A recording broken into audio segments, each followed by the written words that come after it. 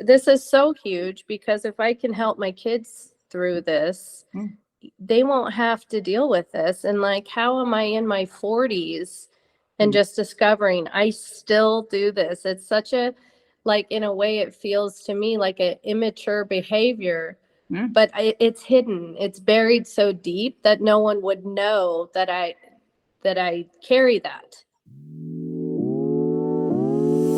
Today's unreasonable human went from having a successful business to losing it all and building herself back up again despite her constant imposter syndrome.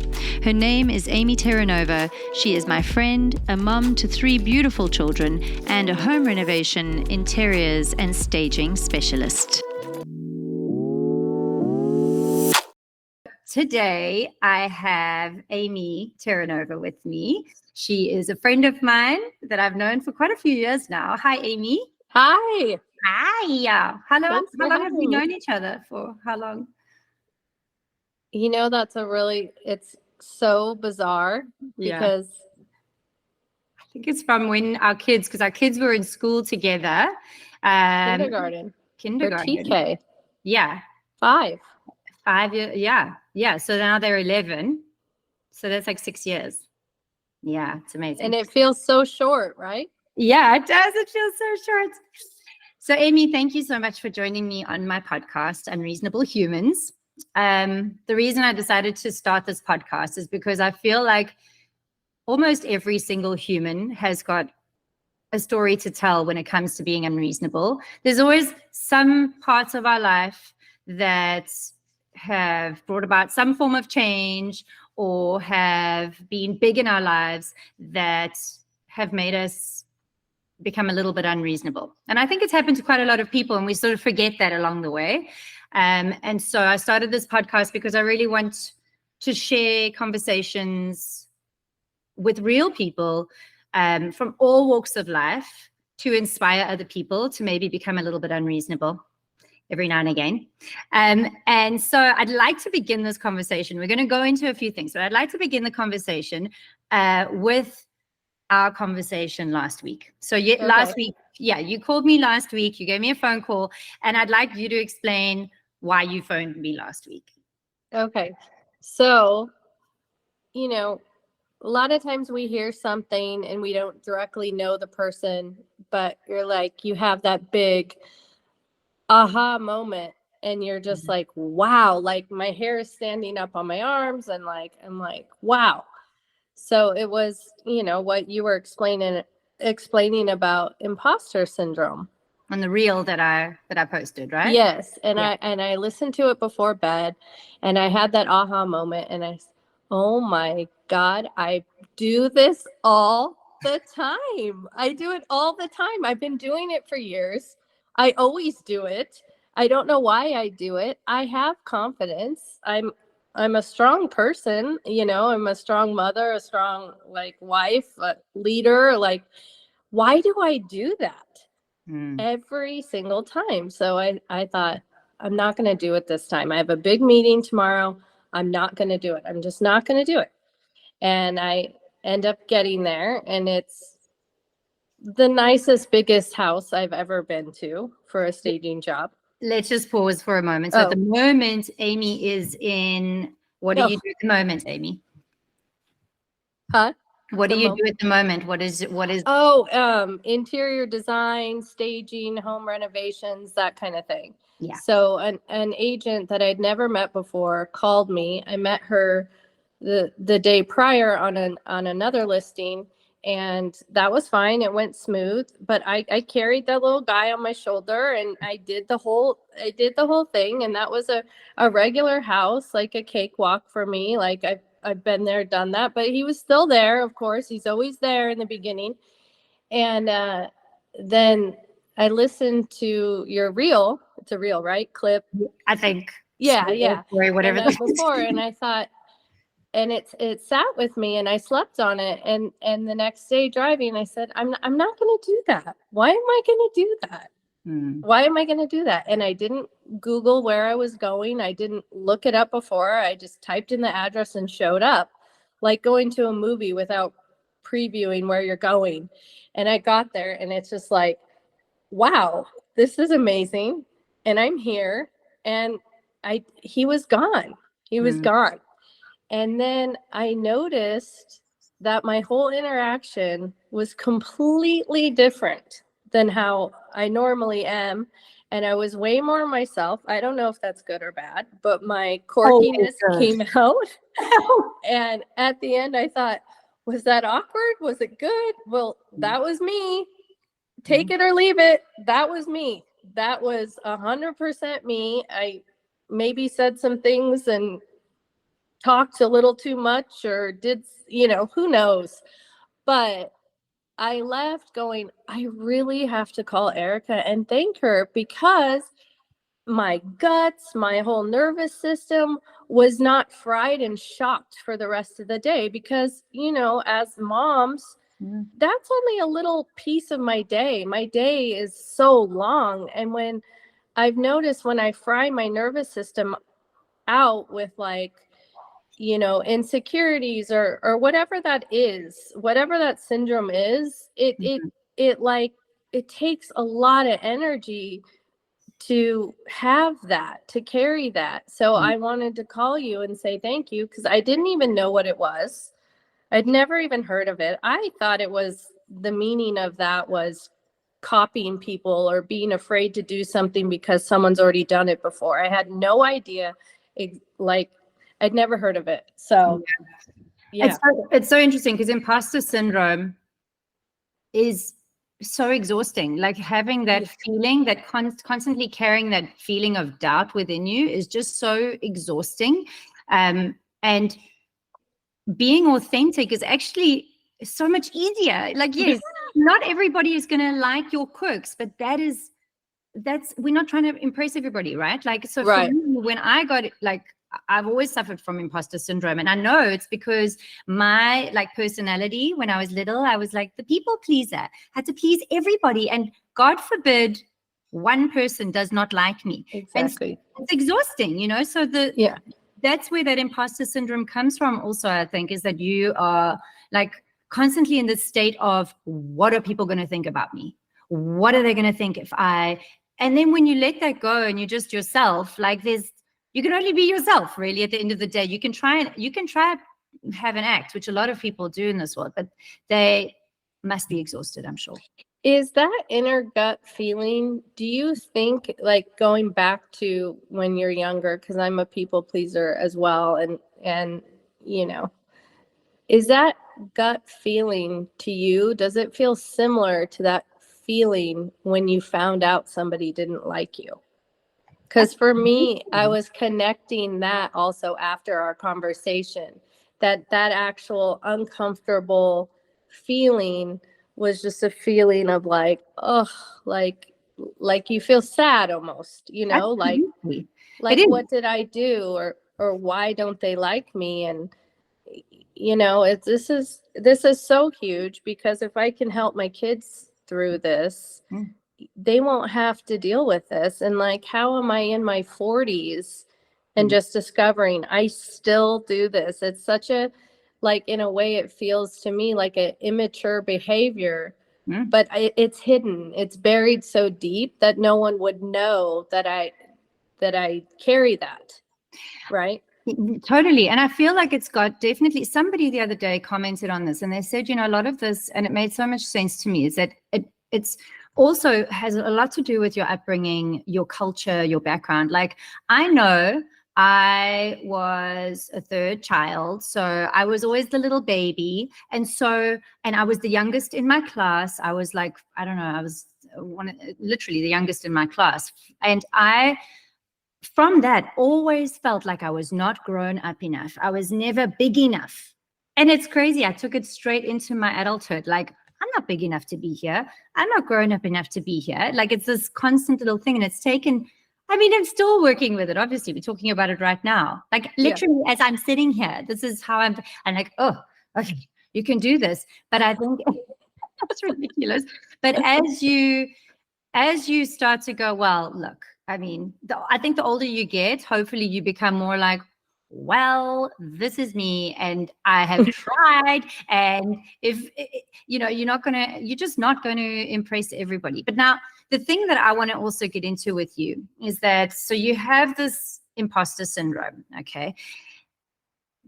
Then I wonder, like, so you have this imposter syndrome in this new career that you have. Like we spoke about this, that you have this awesome new career in design and decor, and you feel somehow that you don't have talent enough for this. But let me tell people who are listening to this, Amy is so good at what she does. Her aesthetic is so beautiful. And so when you told me that, I was like, what the actual? Because it makes no sense to somebody looking out, you know. And then we started chatting about, okay, so why do you feel like you don't belong here? Now, let's go back in time to your fashion business. Okay. Okay. So let's go back. So you were born in Portland. You moved to LA in 1999. And then what happened? Well, I could add one little thing to that on your unreasonable human. Yes. So my whole plan after high school was to become an elementary school teacher, to go to University of Oregon. I had my roommate, I had all my things, but I was working at Nordstrom through this summer program, and I was on, it's like a fashion board for high school students, and I was chosen. And I remember I couldn't believe I got chosen for that. And, you know, it wasn't even something I knew I wanted to do. But anyways, I was doing that this summer, and this school called me, this art school called me and said, hey, we see that you're on the fashion board for Nordstrom. Would you want to come tour our school? And I said, oh, where's the school? It's in Long Beach, California. And I just had that moment of, F it, I want to go. So my mom took me down there, and I'm like, this is where I'm going. And my parents said, okay. So my dad packed up his car with all my stuff, and we canceled the University of Oregon thing. And I was on my way to art school, and everyone I knew said, oh, she'll be back. She'll end up going to U of O next year. Like all the, you know, all the like noise. Yeah. Like, oh, she's not going to last there, whatever. I've never been back to live in Portland since. So Yeah. that's how I landed down here. But it was not, it was a very spur of the moment, last minute, literally the last minute to get in, to do it, to change my whole plan. And I always think about that fork in the road because I'm like, wow, my life would have been like so different just from that one little move that was so huge. But I wasn't thinking about anything. Nothing was planned. And I feel like the best things always come without having a plan.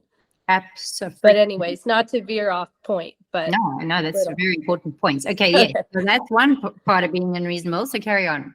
So I'm unreasonable, and I get myself to these points. And what really stuck with me, I don't know if you said this on the reel or our conversation later, where you said you got yourself to this point.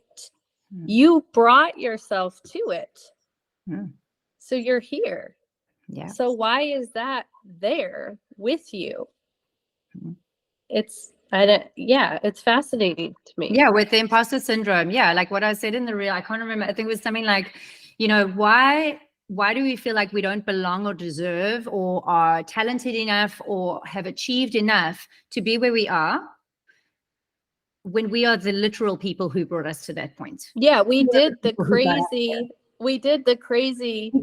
unreasonable, not logical thinking, following your heart, following your gut, like just being different, just going wild, just throwing your hair back, whatever you want to call it. We did those things that are so hard to do that most people I know have a very hard time doing. And we did that. But then when at least for myself, when I get to the point when I did the unreasonable to get there, I don't feel worthy of getting there. It's so weird because I'm so determined, and I will mow through, and I will do like gross work to get where I'm going. Like when I started the staging, it's like I was cleaning cat feces off the wall of a house in Topanga to, yes, I want to just get my foot in the door. I want to be doing this. Like who would do that? Totally. Who would do that? I would. You I would. did. Yeah. So like, let's keep The on not with the pretty story. things to get there. No. Yeah. So now you've got this whole imposter syndrome, but now what is I want to get back to where you were in LA with your fashion thing. Let's go back there, because that is such an important story, because that shows your capabilities where you are right now. It proves them. Yeah. Oh, okay.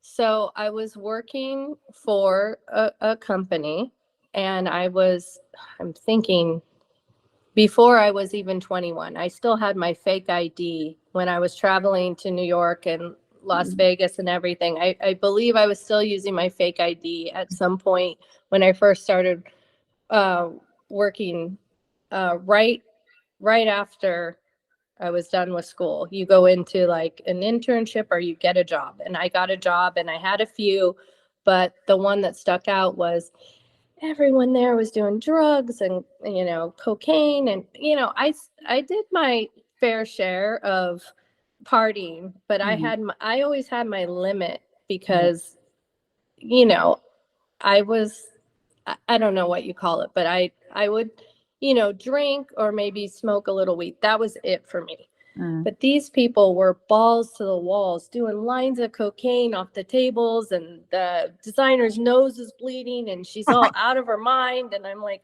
who are these people? Big, huge blunts. Do you want some pills? Like, just insane. And I'm like, how are they running this multi-million-dollar fashion company? And I had that unreasonable moment where I'm like, I'm more of the adult here. I'm holding this shit show together with my designs. They're just partying along the way, but like way too over the top, Yeah. And I'm like, why can't I do this? So that was it. I was on, they kind of leveraged themselves, and they did some overseas production, and it all got stuck on the port of LA. And so they said, we're going to close down for a little bit. And when they closed down, I'm like, great, I'm on unemployment. I found 2 friends that were on unemployment. One I worked with at that company, and another one was a graphic designer. And we pooled all our money together. I had a sleepless night. I was up in the middle of the night. I found the Penny Saver, which was literally like a little tiny magazine. So old school now, if we think about it, right? Yeah. It was like OfferUp or Craigslist or something is now. Yeah. I saw little silk screening graphic design print machine, $50. I'm like, oh, I think I can fit it in my convertible. So I go pick up the silk screening machine, and we used that machine. We kept it the whole entire time. That piece of equipment. How many years? But so we started our business. We put together a line. We got into a showroom. We did really well the first show, and one thing led to another. And then I think before the crash of the recession, in the network of people between all the showrooms, production house, in-house people, pattern makers, all that, it was probably under a web of about 70 people, something 80, maybe more. I don't know. Wow. It was crazy. And I was young. And how long did you do that for? We had that company for probably about 5 years. This is before, I remember I had a MySpace account. And it sold millions, right? Yeah. Yeah. Yeah. Okay. I bought a home. When I met Donovan, I said, do you want to buy a house? He goes, what do you mean? I go, let's go buy, if we're going to live together, let's just buy a house. You got the credit, right? I got the cash. Let's do this. We were house shopping on dates, like after a couple of months. Was that the first house that you flipped? We did not flip that house, but we definitely did a lot of projects, but that landed in the recession. So I think we probably broke even, which most people lost. So yeah, I guess you could say we flipped it. And so that was literally the start to the business that you have now. Yeah. And I had always told myself another unreasonable point, and I'm like, I've planned this all along. It's been my master plan, because I used to joke and say, I'll do fashion when I'm young, and then when I'm an old lady, I'll do that interior design thing. That's so funny. I guess I'm the old lady now. You're the freaking wise woman. Because, you know, the thing is, like, that's what we were talking about the other day on the phone, is that so that story of how you got from Portland to LA to then opening up a very successful fashion business. That woman, that young woman that you were, is not half as wise and experienced in life as the woman that you are now. And yet you have blind faith in that woman, I'm sure. You look back at her and you go, oh yeah, she could conquer the world. And you look at yourself and you're like now and go, oh, I don't know. And there's a little imposter syndrome again coming out. I don't know if I can do this. And yet in that time, from having that successful fashion business to then starting to flip houses, you became a mom. Okay. And we know as mothers how much you learn from being a mom. There is a huge amount of growth and wisdom that comes with being a parent to another human being. And then you went on to take care of your family when there was when was it? During COVID, I think it was that. Yeah. During COVID, Donovan's whole work shut down, and I had gotten to a place where I was comfortable with him being the main. I had lost. I mean, I dabble. I did a little work here and there. I would help friends. You know, I would do projects and decorate is what, you know, like small beans type things just for fun. And I would sell vintage furniture out of my garage to give me a sense of like doing something. But I always just relied on him, and I got so comfortable with, what are you going to do? How are you going to level up? Like, like putting that on him. And looking back, it's like, I didn't even realize I was doing it. And his career just grew. And with that, we just let that lead the way. But somehow I was lost on the shoreline in a way. But that's just the way it was, because we don't have family here. And, you know, being a mom is full time. Yeah. And it's such a common story. Women having babies and then having, you know, when your baby is still really tiny, you have to really rely on others. So, you know, many people rely on their partners or their families if they have family here. And you sort of give over all the control because you don't have the bandwidth for anything else but your little baby. And a lot of women end up either going part-time, eventually working part-time or not working, because being the role of a parent demands a lot. And so even if women are working full-time, they still end up taking on a lot of the responsibility of being the main carer. So, you know, find that there's always one parent. I'm not saying necessarily women, but I'm just saying there's always one parent that will sort of take on most of the going to extramurals and going to the doctor's appointments and planning the parties. And so you end up relinquishing something like this, almost like sense of you relinquish a lot of your independence when you have babies, and then you don't take it back because you almost forget. You lose sight of who that person was, and you're so burdened with the new responsibilities that you have that you don't even have the bandwidth to think about it. And then you get to this point where you're like, oh, I've forgotten who I was. I don't remember that person. And I think that's where that, with moms especially, there's this disconnect sometimes to the person that they were and the person that they have become. And they get to remember very important stuff unless they catapulted into things like you were. Because then what happened? Well, during COVID, he's in TV production. It was shut down. Yeah. It was shut down. So it was time to hit the pavement for me. I mean, I was already doing it once the kids went back to school a few years into it. I was getting the momentum and the traction, but really like when COVID hit and my phone started ringing because houses were just, I don't know if it's just something people got into doing. Let me sell my house, or I can work from anywhere, or now the staging is important because the house has to sell itself. Like keys are left in a lockbox and nobody's having human interaction. So buyers and are letting themselves into properties, even maybe without their agent. So it was just this time of expansion for staging and making sure a house looked like its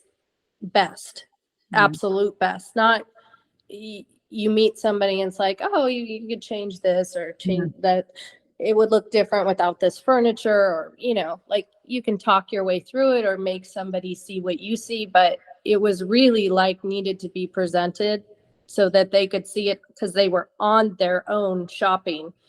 And I did that with my movers and just myself. And it was crazy. And it's probably another story, but it was really interesting to be out there during COVID with essential workers, I guess, because construction and all that stuff, especially if it was outside, could still continue on, or it just did. I don't know if it was essential or not, but yeah, it was very fascinating to be out there grinding and from place to place and seeing people holed up in their houses and so scared and afraid. But it was an unreasonable moment because I had to take care of my family.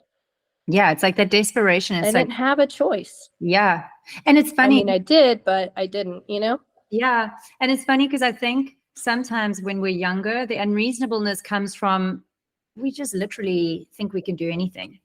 We don't have anything. We don't have to worry about like this. There's so much less. It feels like there's much less risk involved, even though you're doing exactly the same shit and probably even more risky. Yeah. You tend to do that. But then I think as you get older, it's the unreasonableness comes from desperate times a lot of the times. Like when you are catapulted into something, it's like, oh shit, I have to like hustle because life has got like shit has got real. Yeah. I've got a family to feed. I've got like mortgage to pay. It's like almost like that's when the unreasonableness like kicks in, which hopefully we shouldn't have to get to that point, right? But I know like they're beautiful points. They're beautiful points if you look back. Yeah. And ever since we talked, I'm going to admit, I don't know if it was a, season or kids going back to school or working all summer. I'm not sure because I have a lot on my plate right now, but I was getting to a place of complaining. And Donovan's like, he told me, my husband, he was just like, all you're doing is complaining. And I'm like, you telling me I'm complaining is making me want to complain because there's so much on my plate. But he's like, these are good things to have. Like when your phone is ringing and people are calling you and you're wanted and you're needed and, people are seeking you out. These are all good things. But it's almost like when you're overwhelmed and you don't know how to handle it, the imposter thing comes up. Yeah. When you're overwhelmed. And I connected that also because I get into like a complaining mode. And he's like, would you be complaining if your phone wasn't ringing and we didn't have anything going on? He's like, these are good problems to have. And I've forgotten that. Yeah. I have forgotten that. That growth and expansion type feeling. And as a mother, I just went into like a complaining thing. And looking back on it, it's like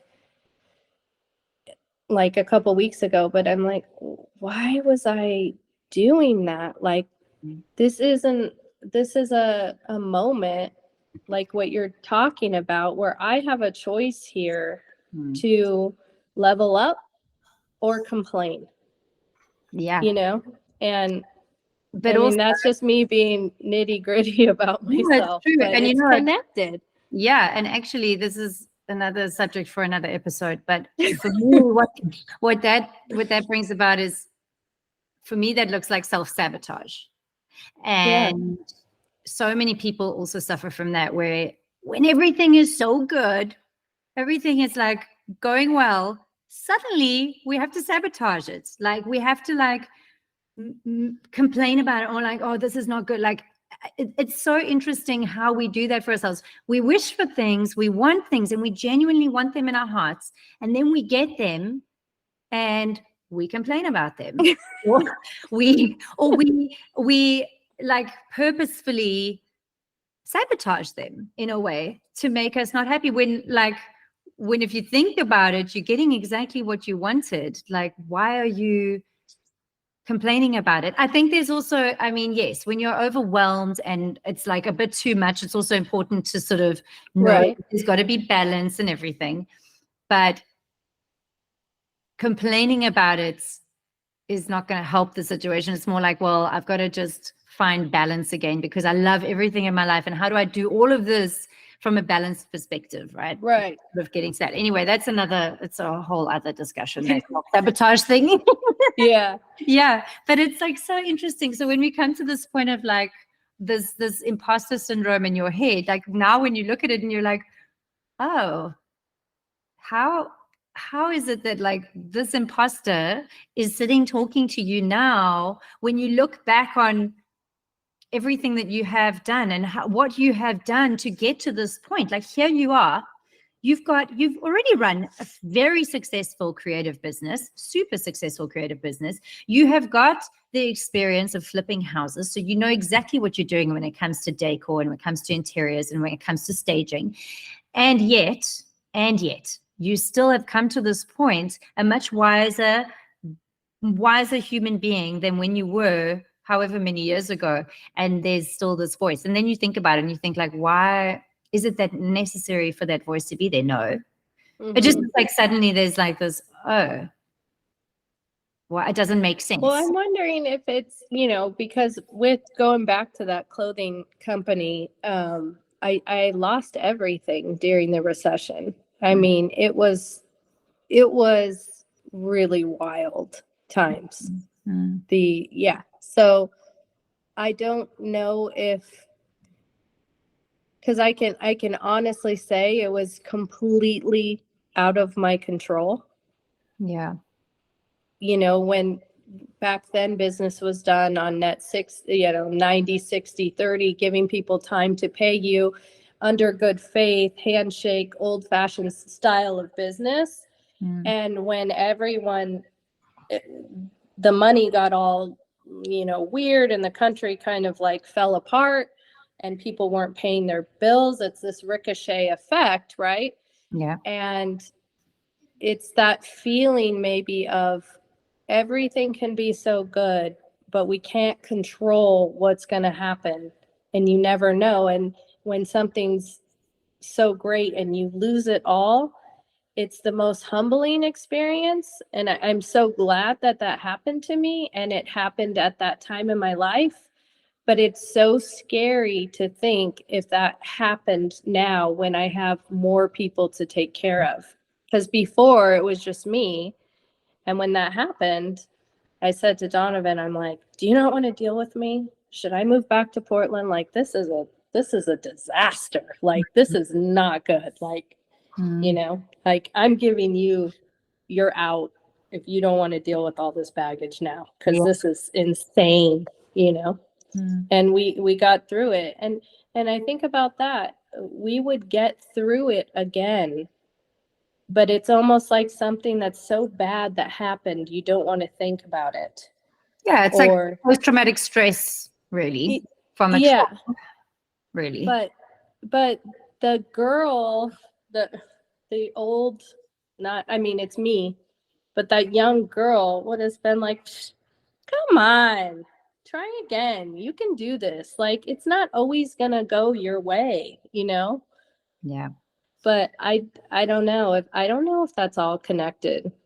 It definitely is, Amy. And I think, this is the thing though with life, right? Is that it's completely like out of our control. So there's nothing we can do to change that. We can Right. try, like we can be as careful but you could be in a job for 20 years and then get fired or lose it all. Like there is no guarantee. So it's like, well, you could play it safe. Yeah, you could play it safe and you could be, you could play that role of like, I'm going to be the good citizen and I'm going to build my retirement and whatever. But then the stocks could crash and you could lose your whole portfolio, which is what happened to so many people. You could lose your house. Like, so you might as well be doing the things that you love and that you're passionate about and that make you feel alive. And I don't think that you're being risky. I feel like you are using your talents. You're using the things that you're good at and building something that you're good at. And so when you're coming from that perspective and you're not coming from a I hate my job perspective, you're coming from a place that's like a higher sort of plane where you are optimistic and you're excited, and that sort of stuff is contagious, So I don't think that playing it safe in this world does have it's been. I just don't. I have seen people play it safe and lose it all anyway. Yeah. So have all their ducks in a row, and yeah. Yeah, I mean, I'm not saying go out and gamble and choose, no. Like you're going to lose everything.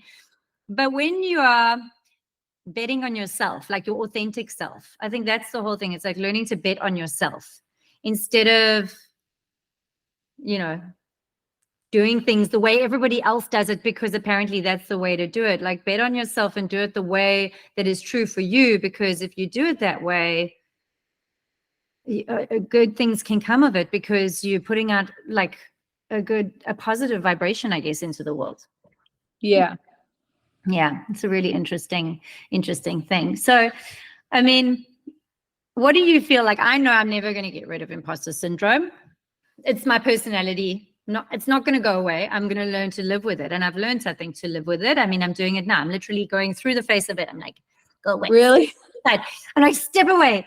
I'm doing this anyway. And I know it's like hard because how do you deal with it when so say, for example, how would you deal with this if somebody doesn't like your work? Like, so you've worked so hard, you put out this project. It's like, really, you've put a lot of into it. And somebody, you like put it out on, I don't know, social or something. And somebody posts and says, I don't like that. It's shitty. How do you then carry on? Because that's the tough one, right? Because it's all great when everybody's saying how amazing you are. But then one human says, you're shit. Yeah. I don't know. I that's a whole other can of worms. Yeah.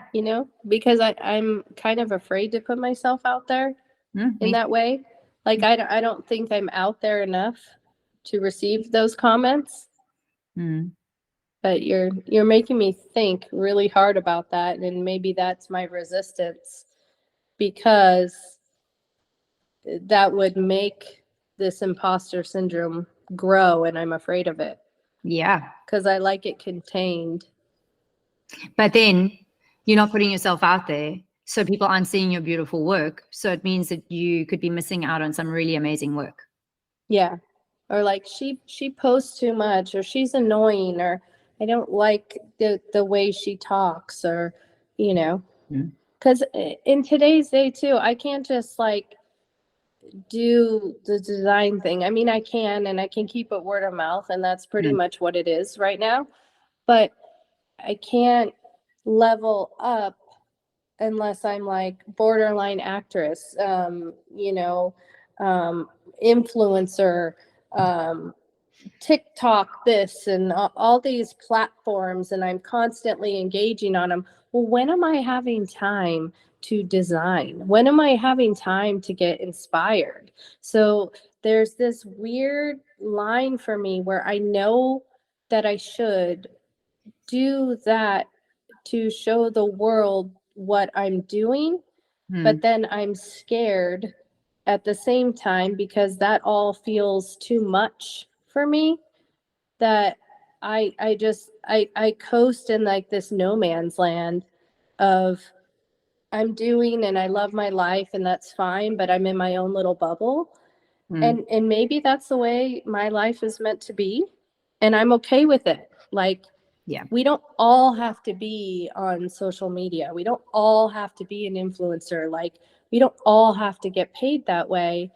And, I don't want my kids to see me engaging on those platforms because I'm completely guilty of spending way too much time on there. Like, as a designer, and you get inspired by something you see in these visual images, but it's like just it's this, like, so much of that. And that's not like, yes, a little bit, but it's like this is like a real live magazine. I could do it from that, and I can be like what you were saying, in nature, and To your point, I think that social media for me, I feel like there is such a thing as too much. Like, it just is. And I feel like a lot of imposter syndrome, people suffer from it, specifically from being on social media too much, because everybody's life looks so perfect and curated. And these like influencers just make it look like so unrealistic and so unattainable.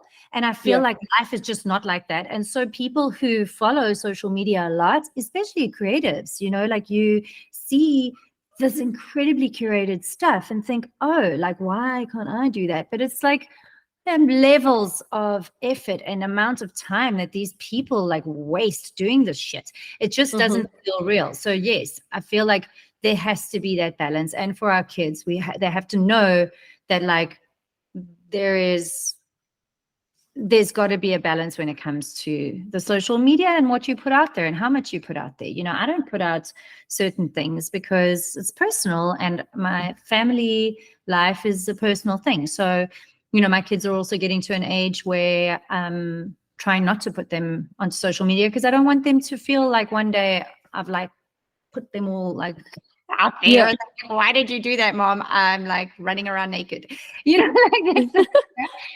But yeah, it's like you can choose how you find that balance of how you can. And I think like if you feel like word of mouth is the thing, and then go with it. Like, go with whatever your gut is, because this is the thing I wanted to say. This is the thing I wanted to drive home, is that you literally saying, well, actually, I want to keep it as word of mouth, is completely unreasonable in this day and age. People are like, what do you mean? What do you mean you don't have an Instagram? What do you mean you don't have what do you mean? But on that same note, right? Yes.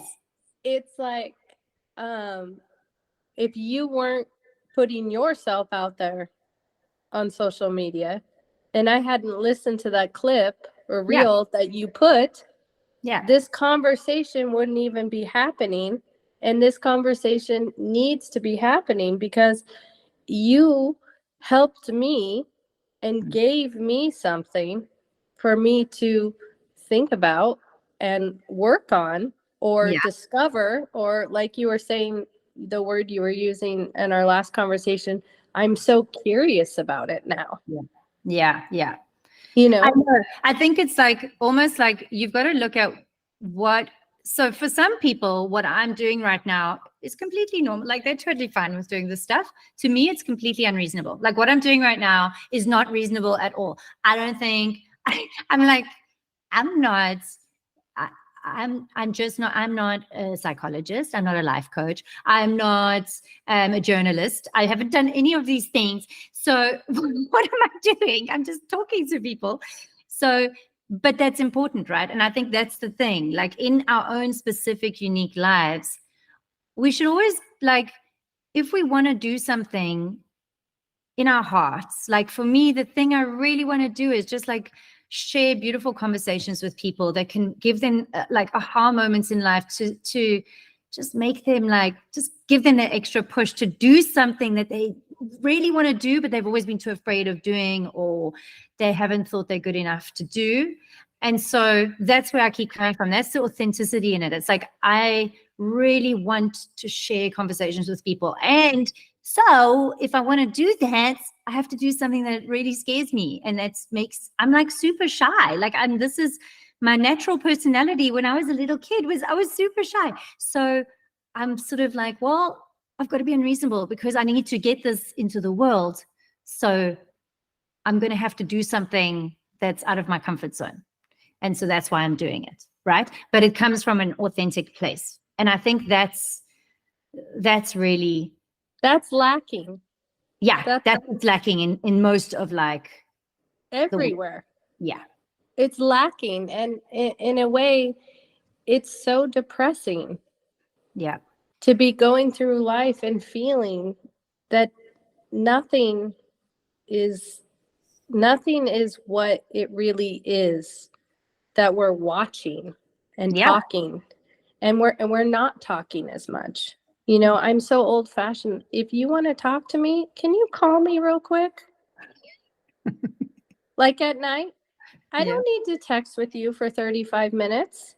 Yeah. We could talk for 10 and I could hear your voice, and I might get charged from it and you might get charged from it, you know, because you're my friend and I miss you. Everything is so disconnected. Yeah. Yeah. And this is great because, I mean, think of what you're doing. We're talking, we're having this conversation. Somebody else could listen to this and feel exactly how we're feeling.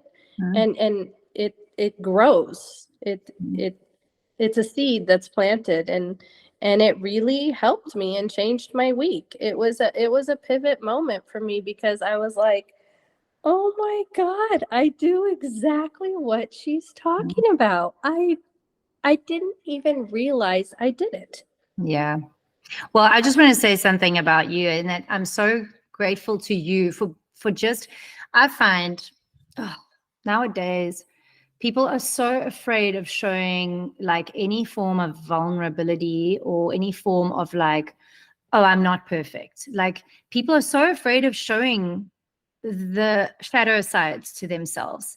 And I'm just so grateful that you are so open to doing that, because it's just like, this is what people need to connect with one another. Like we need to form connections, and the only way you form connections is not like your act meeting your act. Oh, hi, oh, hi, yeah, everything's perfect, I'm a super mom, and oh my God, that is not where connection happens. Connection happens on the lower level where we are real and we're gritty and shit happens, and like, I'm going to be honest and I'm going to be honest, and then our honesty finds each other, you know? And so thank you for being that. Thank you for being so open and vulnerable. And this conversation's been awesome. So I think we've come sort of full circle, and thank you for sharing like this conversation on imposter syndrome. It's been awesome. Okay, so at the end of each show, I'm going to ask whoever I'm chatting to 3 questions. They're called the unreasonable questions. So my first question to you is, what is your greatest fear? Oh gosh. Oh, that's so hard. I don't know. I actually don't know if I have one big one. Do you have there's too many little ones. Too many little ones. Many little ones that equal a big one. No, I think my greatest fear would be getting to a point in my life where I stop trying. When I've been knocked down and something that's come that's really taken the wind out of my sails, so to speak, and I just can't get back up, and I can't do it again because I've been knocked down and gotten up and knocked down and gotten up, and I'm fearful of that moment where I just can't bounce back. I love that. I guess. Yeah. That's great. Okay, second question. What is your what is your greatest joy? My greatest joy is my kids. Yeah, that's Yeah, an easy for sure. one. And my husband, but my kids are my greatest joy. And even though it feels very taxing at times, like ultimately I'm doing my life and everything for them. I'm lost somewhere in it, but it's all for them. I think about that sometimes. I'm like, all of this is for them. Yeah. Yeah, it's true. Okay, my last question. Mhm. What is your definition of an unreasonable human?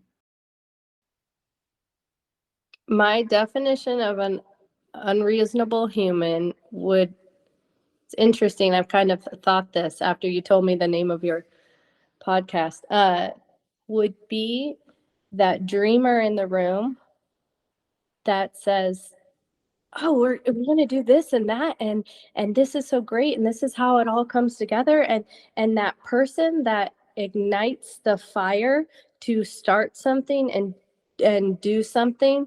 And I don't care what it is, if it's an invention or a product, or helping the world, or doing something.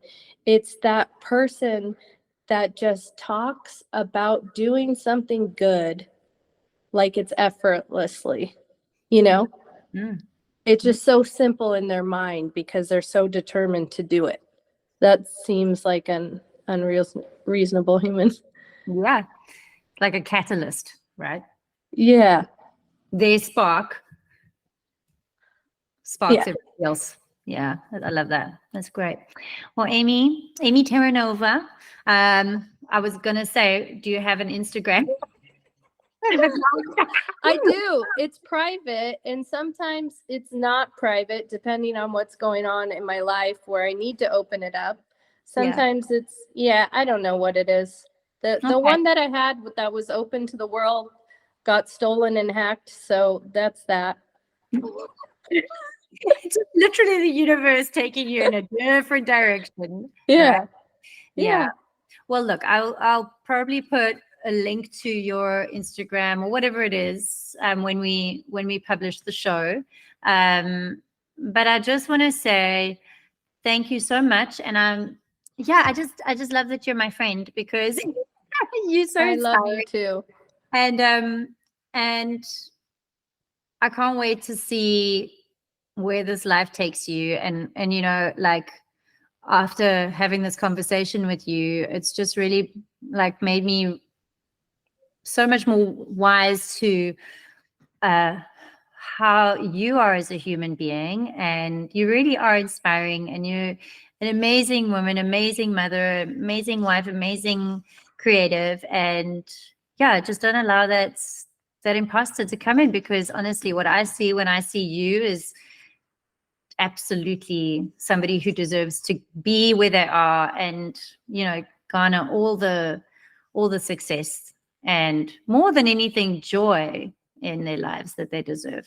So thank you so much. I feel the same way about you. The exact same way. Thank you, Amy. Well, it's lovely to have you on the show. I hope you have a wonderful day, and please, you too.